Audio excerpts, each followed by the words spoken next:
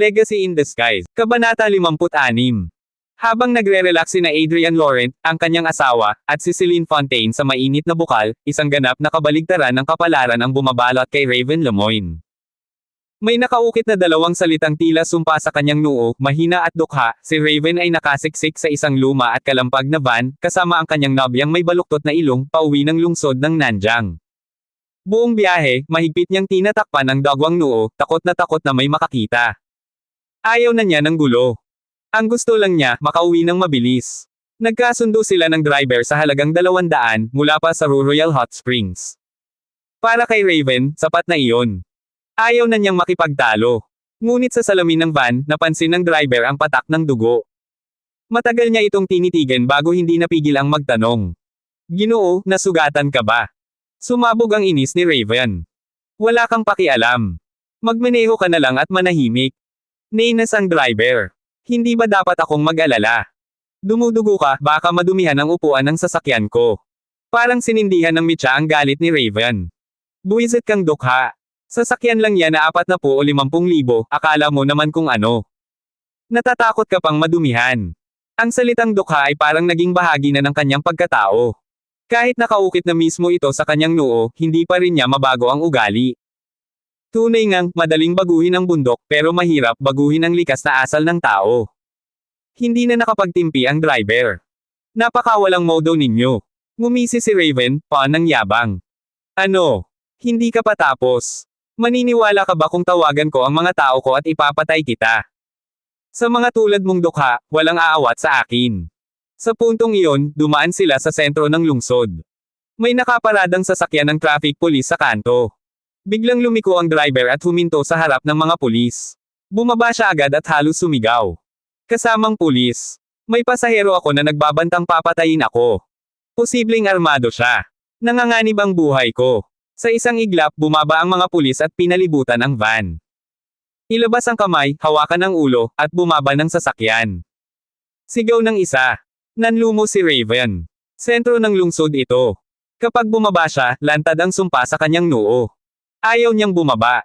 Kahit mamatay, hindi siya papayag. Anong ginagawa niyo? Nagtaksi lang ako. Anong karapatan niyo? Pabalikin niyo ang driver at ihatid ako pauwi, kung hindi, hindi matatapos to. Kitang-kita ng mga pulis ang kanyang kaabangan.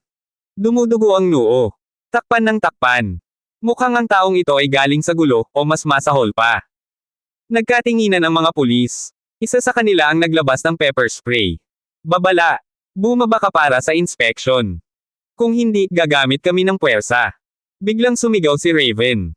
Kilala ko ang hepe nyo. Kaibigan ng tatay ko. Anak ako ng Lemoine Group, si Raven Lemoine. Tumawa ang pulis, malamig at mapanokso. Anak ng Lemoine Group. Tapos sumasakay ka sa taxi. Wala bang kotse ang pamilya nyo? O hindi ka man lang karapat-dapat sa sasakyang 40,000? Sumabog ang galit ni Raven. Mga dukha kayong nagpapanggap. Tawagin nyo ang hepe nyo kung may lakas kayo. Malamig ang tinig ng pulis. Ininsulto mo ang alagad ng batas. Lumalaban ka sa autoridad. At bago pa makasagot si Raven. Sosh! Diretsyong tumama ang pepper spray sa kanyang mukha. Napasinghap siya sa sakit. Parang nasusunog ang mga mata. Napahawak siya sa noo. At doon nabunyag ang lahat. Grabe, bulong ng isang pulis. May nakaukit sa noo niya. Mahina at dukha. Anong klaseng tato yan? Matindi. Kaya pala puro duka, ang bukang bibig, nakasulat na pala sa kanya. Parang gumuho ang mundo ni Raven. Hinayla siya palabas ng taxi. Isinubsob sa lupa. Ikinapos ang kamay sa likod. Wala na siyang magawa. Wala na siyang mate at tago. Pinaupo siya sa gilid ng kalsada, kasama ang kanyang nobya. Sa pinakaabalang interseksyon ng lungsod. Mga tao'y huminto. Mga cellphone ay itinaas. Mga litrato'y kumalat. Isang lalaking may pulang mata, nanginginig sa hiya. At sa noo niya, malinaw na malinaw ang dalawang salitang parang hatol ng langit. Mahina at dukha. Pilit siyang lumingon, ibinubukas ang puwitan sa mga tao. Ngunit tinulak siya ng pulis. Huwag gagalaw. Hindi ba gusto mo ang salitang yan? Aba, ipakita natin sa buong lungsod. Gusto na lang mamatay ni Raven. Kung tiniis lang sana niya kanina. Kung nanahimik lang sana siya. Sa sandaling iyon, huminto ang isang lumang BMW. May lalaking bumaba, kunwaring nag-aalala. Ay, Mr. Lemoyne. Anong nangyari sa inyo? Diyos ko, ang noo ninyo. Sino ang gumawa niyan? Parang binagsakan ng kidlat si Raven. Ayaw niyang makilala. Pero nakilala siya. Tumangala siya, galit na galit. Sino ka ba? Ako si Hugo Rousseau, ng pamilyang Rousseau. Kumain na tayo dati kasama si Gavin Dupont. Hindi na siya pinatapos. Plak! Isang dugong plema ang damapo sa mukha ni Hugo. Hayop ka! Isama mo sa pagbagsak ang buong pamilya Rousseau. Nanood ka lang ng palabas. Gusto mo ring mamatay. Ang paligid ay natahimik. At sa katahimikang iyon, ganap nang gumuho ang dangal ni Raven Lemoyne. Halos masakaw sa galit si Hugo Rousseau. Anong klaseng kapalaran ba to? Nakita niyang nakaposa si Raven Lemoyne ng mga traffic enforcer sa gilid ng kalsada. Lumapit lang naman siya para mangumusta, bilang kakilala, bilang kaibigan. Pero hindi niya inasahan na sasalubungin siya ng mura at isang dumura pa sa mismong mukha niya. Kadiri. Sobrang kadiri. Hindi na napigilan ni Hugo ang sarili at galit niyang sinabi. Mr. Lemoyne, sobra ka na. Lumapit ako dahil may malasakit ako bilang kaibigan. Bakit mo ako tretuhin ng ganito? Ngunit lalo lang tumalim ang mata ni Raven Lemoyne. Pakialam mo. Ikaw, kaibigan ko. Sigaw niya. Isa kang walang kwentang hampas lupa. Mabaho, dukha, at walang silbi. Sa tingin mo ba karapat-dapat kang makipaglapit sa akin? Lumayas ka. Napatigil si Hugo. Parang may mabigat na bato ang bumagsak sa dibdib niya. Gusto niyang sumagot. Gusto niyang ipagtanggol ang sarili niya. Pero hindi niya nagawa. Alam niyang kahit isang maling salita lang, tiyak na lulubog ng tuluyan ang pamilyang Rousseau, na halos bangkarote na. Samantalang ang pamilyang Lemoyne, kay Raven, ay kayang durugan sila ng walang kahirap-hirap. Tahimik niyang pinunasan ang laway sa mukha gamit ang manggas, pilit nilunok ang galit, at malamig na sinabi. Mukhang mainit ang ulo ninyo. Pasensya na. Pagkatapos noon, mabilis siyang sumakay sa sasakyan at umalis. Habang nagmamaneho, pakiramdam niya'y pinipiga ang puso niya. Anong klaseng mundo ba to? Magiging mabait ka, pero ikaw pa ang yayapakan. Nakakabaliw. Nakakasuka. Samantala, si Raven Lemoyne ay hindi rin mapakali. Anong demonyo ba to? Gusto lang naman niyang umuwi ng tahimik pero heto siya ngayon, nakaposa sa gitna ng lungsod, parang isang palabas. May mga taong naglalabas ng cellphone. May nagpipicture. May nagbe-video. Mas malala pa, may nag-upload na sa Facebook at Instagram. At parang kulang pa yun, binigyan pa siya ng bagong palayaw. Nanjang City's numero 1 kawawang hanggal. Sa loob lamang ng ilang oras, kumalat ang kahihiyan niya sa buong Nanjang City. Ang gabing iyon sa Royal Hot Springs ay naging isang uri ng pagpapahirap para kay Adrian Laurent. Orihinal, balak niyang matulog kasama ang asawa niyang si Elise Rousseau. Ngunit hindi niya alam kung sinasadya ba o hindi, biglang hinaila ni Celine Fontaine si Elise at iginiit na sabay silang matulog. Girls' night? Ayon sa kanya. Kaya't walang nagawa si Adrian kundi mapabuntong hininga at matulog mag-isa sa kabilang silid. Kinabukasan, balak sana nilang mag-check out agad at bumalik sa lungsod. Ngunit ayaw pang bumitaw ng dalawang babae sa pribadong hot spring. Nagbabad pa sila buong umaga bago tuluyang pumayag umalis.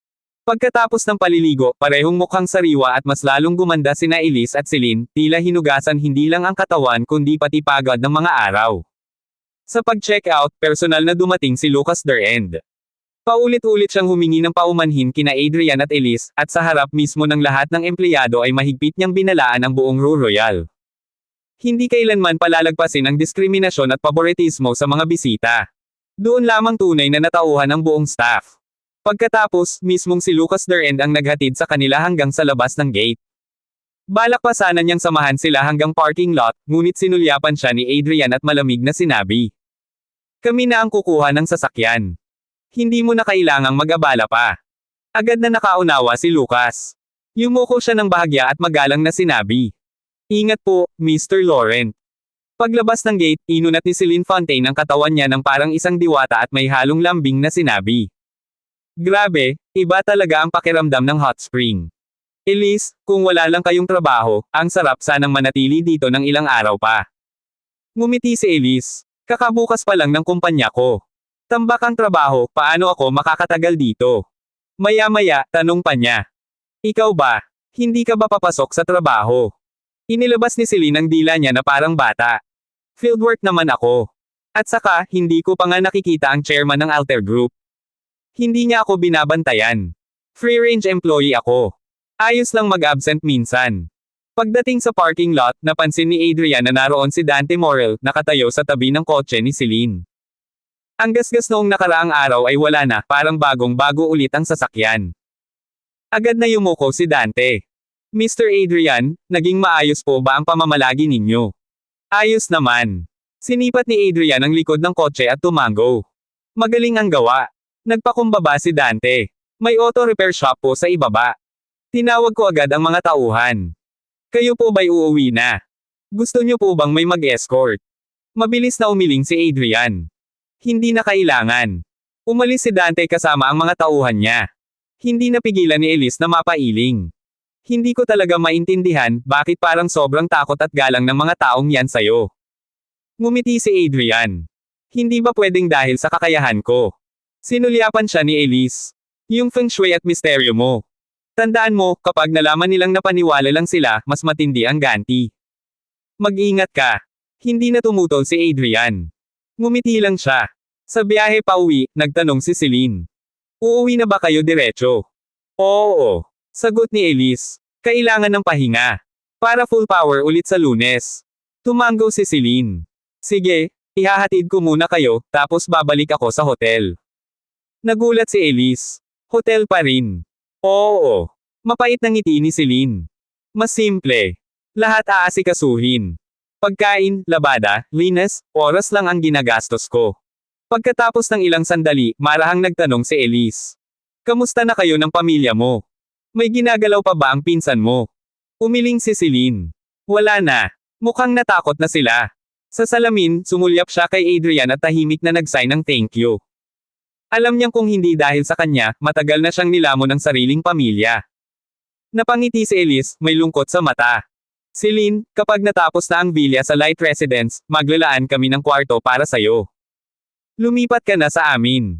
Nanlaki ang mata ni Celine. Talaga? Oo. Ngiti ni Elise. Hindi kita iiwan. Magkaibigan tayo. Nagkasundo sina Elise at Celine na magsama ng tirahan sa Light Residence. Masayang-masaya ang dalawang babae. Ngunit si Adrian Laurent, may kung anong bigat sa dibdib. Si Elise, sobrang inosente. Hindi niya alam na si Celine, sa likod ng kanyang mga ngiti at lambing, ay matagal nang may lihim na pagnanasa, sa mismong asawa niya. At ngayon, buong saya pa niyang inimbitahan si Celine na tumira sa villa. Isang hanggal na kabaitan. Isang bukas na pinto para sa lobo. Ngunit paano niya ito tatanggihan? Wala siyang sapat na dahilan. Wala siyang karapatang sabihin ang katotohanan. Kaya kahit pa ng pagkadismaya ang puso niya, nilunok niya iyon, itinago sa sikmura, gaya ng isang lihim na kasalanan. Samantala, si Celine. Hindi maitago ang kasiyahan. Dahil sa sandaling ito, araw-araw na niyang makakasama si Adrian. At kapag magkalapit ang mga puso, mas lumalaki ang tsansa. Huminto ang sasakyan sa ibaba ng bahay ni Elise. Matapos magpaalam kay Celine, bumaba sina Adrian at Elise at nagtungo sana sa loob. Nang biglang may isang matandang lalaki ang nagmamadaling lumapit sa kanila. Napatingin si Adrian. Si Ji Tiancheng. Nang makita ni Elise ang matanda, agad siyang natuwa. Magalang siyang lumapit at nagsabi. Master Ji, bakit po kayo narito? Noong huli ninyong iniligtas ang aking ama, hindi pa po ako nakakapagpasalamat. Mabilis na iwinagayway ni Ji Tiancheng ang kamay. Mrs. Laurent, huwag po kayong mag-abala. Hindi ko po inaangkin ang merito noon. Nandito po ako ngayon dahil may mahalaga akong sasabihin kay Mr. Laurent. Kung ganoon, akyat po muna tayo, iniaya ni Elise. May espesyal na tsaa ang papa ko. Kapag nalaman niyang nandito kayo, tiyak ilalabas niya iyon. Ngumiti si Ji Tiancheng at magalang na tumanggi. Salamat po, ngunit ilang salita lamang po ang kailangan ko kay Mr. Laurent. Ayokong makaabala. Hindi na pinatagal ni Adrian. Elise, mauna ka na. Kakausapin ko lang si Dr. G. Siguraduhin mong maayos mo siyang maasikaso, bilin ni Elise. Tumango si Adrian. Saka lamang umakyat si Elise. Nang sila na lamang dalawa, yumuko si Ji Tiancheng ng may lubos na paggalang. Mr. Laurent, narito po ako upang magulat. Sabihin mo, malamig ngunit malinaw na tugon ni Adrian.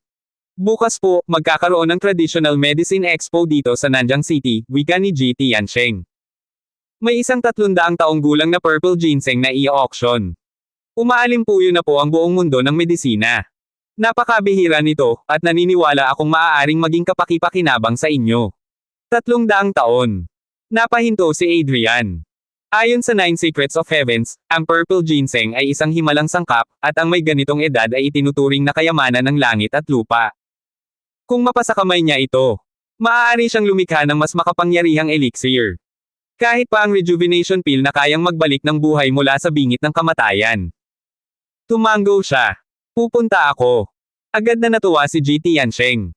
Ihahanda ko po ang imbitasyon at susunduin ko kayo bukas ng umaga. Gawin mo. Matapos magpaalam, umakyat si Adrian. Bitbit ang paparating na unos ng kapalaran. Maaga pa lamang kinabukasan, dumating na si GT Yansheng upang sunduin si Adrian patungo sa Traditional Medicine Expo. Ang hindi niya inaasahan. Ginanap muli ito sa Nanjing City Convention and Exhibition Center. Sa lugar na ito, minsang nagpakita ng kay-abangan si Jerome Galland. Ngunit ngayon, si Jerome, pati ang anak niyang si Julius Galland, ay abo na lamang.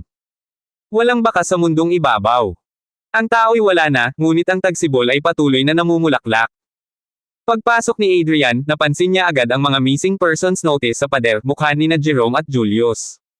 Itinaas na ng pamilyang Galland ang pabuya sa 30 na milyong piso. Ngunit wala silang hahanapin. Dahil ang katotohanan ay matagal nang inilibing. Pagpasok nila, sinalubong sila ni Henry Chin, kasama ang anak niyang si Lyra Chin. Ang pamilya Chin ay kilala sa kalakalan ng mga halamang gamot, kaya't maaga pa'y naroon na sila bilang exhibitors. Nang makita si Adrian, halos manginig sa tuwa si Henry Chin. Mr. Laurent, ikinararangal naming nandito kayo. Si Lyra naman ay tila balisa, mapatla, pagod, at may lihim na bigat sa mga mata.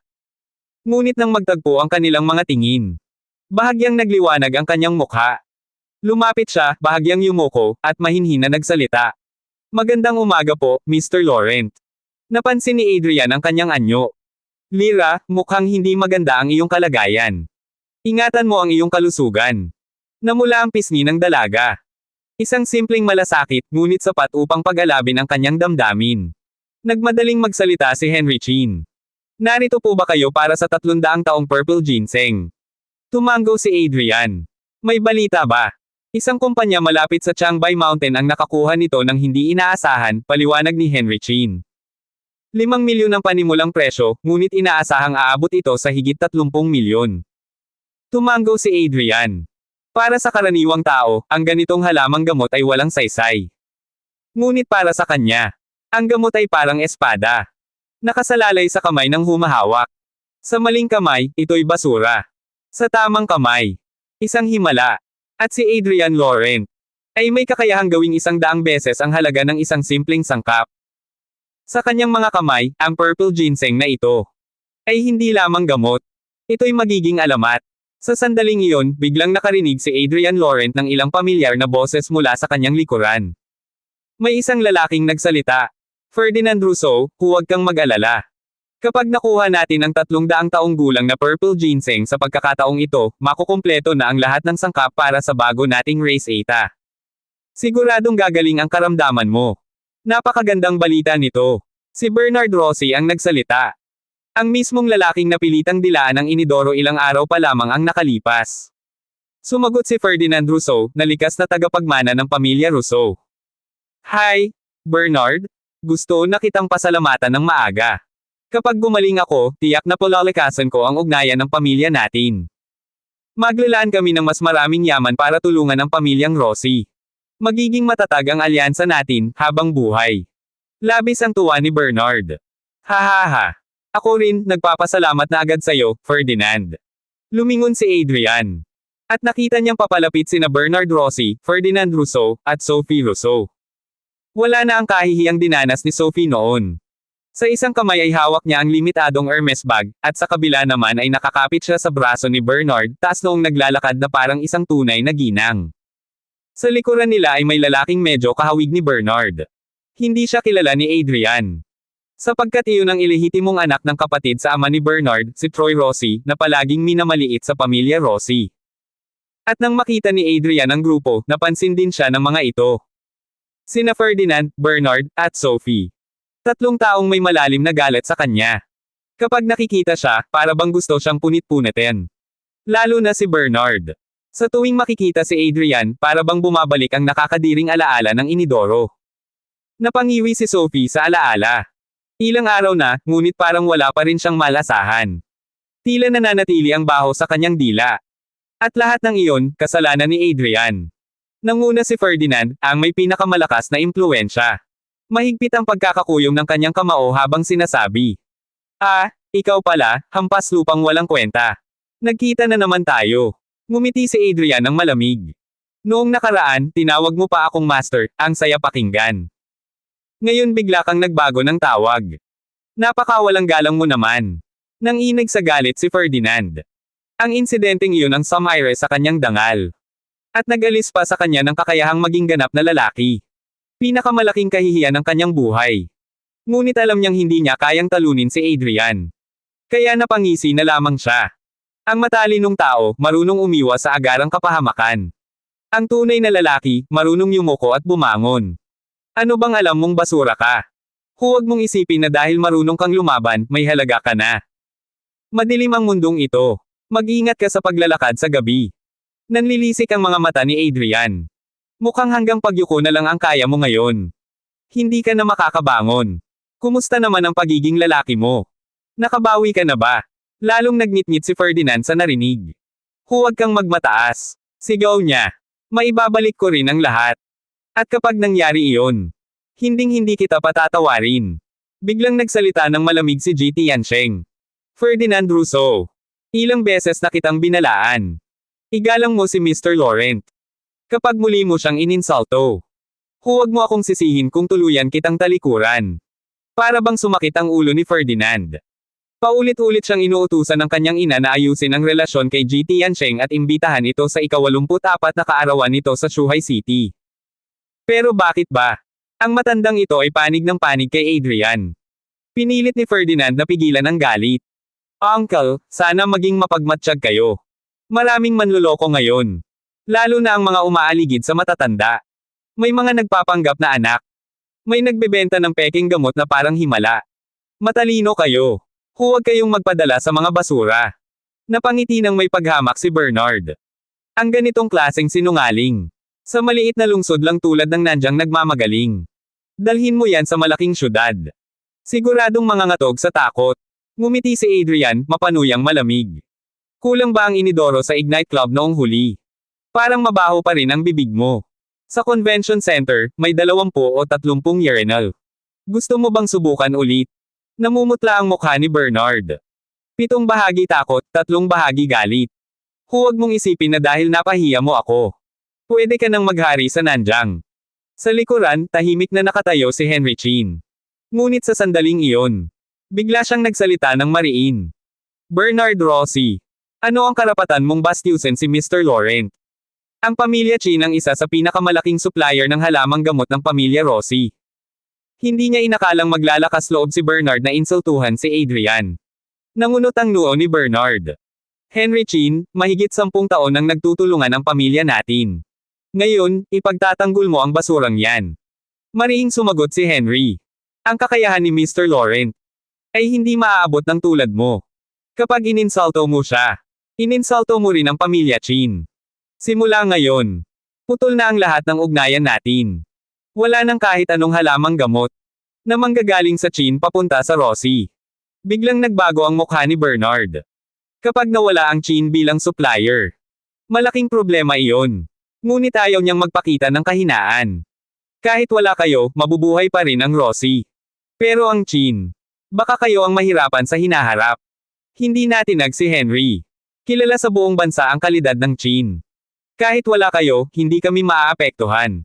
Pero kayo, kapag nawala ang aming mga halamang gamot, paano ninyo mapapanatili ang kalidad ng inyong mga medisina?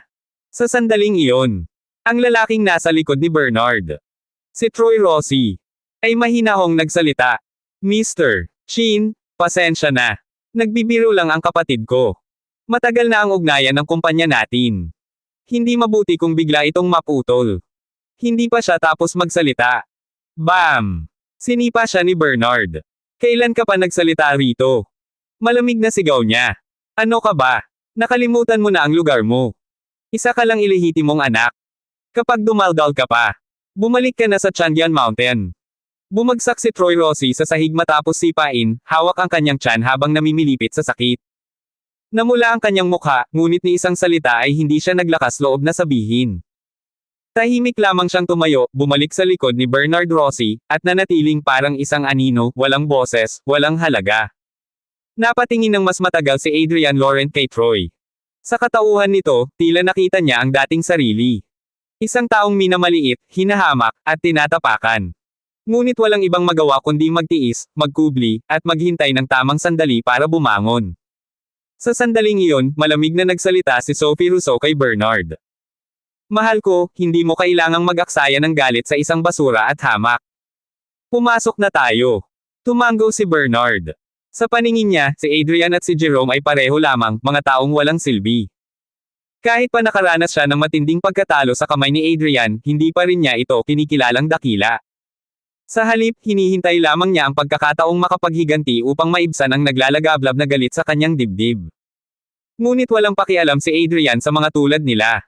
Ang tunay niyang pakay sa expo ay ang 300 taong gulang na Lilang Ginseng. Tungkol naman kina Ferdinand Rousseau at Bernard Rossi. Kung magpapatuloy sila sa pagyayabang, may panahon pa para isa-isa silang ilugmok. Nang tuluyang makaalis ang grupo ni na Ferdinand, napailing si G. Tiancheng at napabuntong hininga. Ang Ferdinand na iyon, talagang siya mismo ang naghuhukay ng sarili niyang kapahamakan. Dagdag ni Henry Chin. Mr. Laurent, Dr. G, pumasok na rin tayo. Huwag nating hayaang sirain ng mga kontrabidang iyon ang ating mood. Ngumiti si Adrian ng bahagya. Hindi ko kailanman papansinin ang isang grupo ng mga payaso. Pumasok sila sa gitna ng exhibition hall. Sa bawat direksyon ay may mga estanteng puno ng iba't ibang pambihirang halamang gamot. Inanyayahan agad ni Henry si Adrian sa kanilang booth. Ang pamilyang Chin, na mahigit isang siglo nang nagnenegosyo ng mga halamang gamot, ay may napakaraming pambihirang koleksyon. Mga halamang bihirang makita kahit ng bihasang manggagamot. Magalang na sinabi ni Henry. Mr. Laurent, kung may kailangan po kayong anumang sangkap, sabihin lamang ninyo at agad ko itong ihahain. Tumango si Adrian. Pagkatapos kong makuha ang 300 taong Lilang Ginseng, maaaring gumawa ako ng bagong gamot. Sasabihin ko sa iyo ang mga kakailanganin ko. Agad yumuko si Henry. Ano mang iutos ninyo, gagawin ko ang lahat upang matupad. Ngunit habang naglilibot si Adrian, unti-unting sumagi ang pagkadismaya. Karamihan sa mga halamang naroon ay karaniwan lamang. Walang sapat na halaga upang makatawag pansin sa kanyang paningin.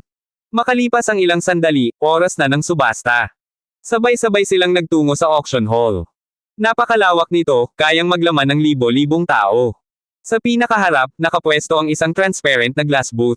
Sa loob nito, ang 300 taong Lilang Ginseng. Pagkakita pa lamang, nagliwanag ang mga mata ni Adrian. Ramdam na ramdam niya ang napakalakas na enerhiyang panggamot na nagmumula rito. Sa tansya ng iba, 300 lamang ang edad nito. Ngunit sa kanyang paningin, halos 400 taon na ito. At higit pang mataas ang kalidad kaysa inaakala ng lahat. Maraming uri ng ginseng. Karaniwan, American, Red, Wild. Ngunit ang Lilang Ginseng ang pinakabihira at pinakamahalaga. May hangganan ng buhay ng ginseng. Karamihan ay hindi umaabot ng isang siglo. Ang mabuhay ng lampas 2 o 300 taon ay itinuturing ng kayamanan. Ang 500 taon ay halos alamat na. Samantalang ang 1,000 taong ginseng, umiiral lamang sa mga kwento. Kaya naman ang 300 taong Lilang Ginseng sa harap nila ay napakahalagang kayamanan. Puno na ang auction hall. Nandoon ang mga eksperto sa tradisyonal na medisina, modernong medisina, at kalakalan ng halamang gamot mula sa iba't ibang panig ng mundo. Marami ring kilalang matatandang manggagamot. Nang makita si G. Tiancheng, agad siyang pinalibutan ng pagbati. Pinupuri siya sa himala ng pagpapagaling ng hyperaplegia.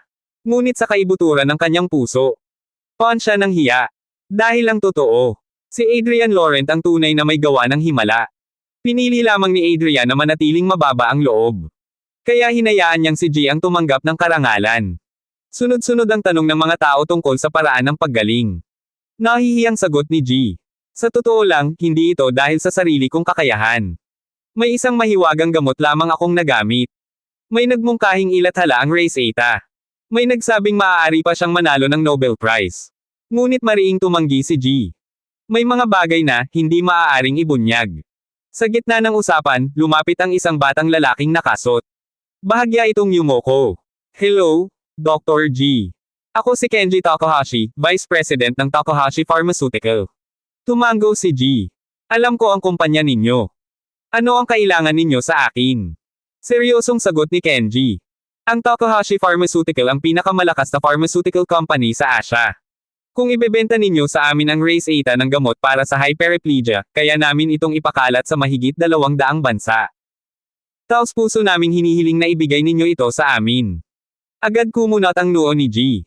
Kung tama ang alaala ko, marami sa mga gamot ninyo ay hindi ninyo sariling imbento.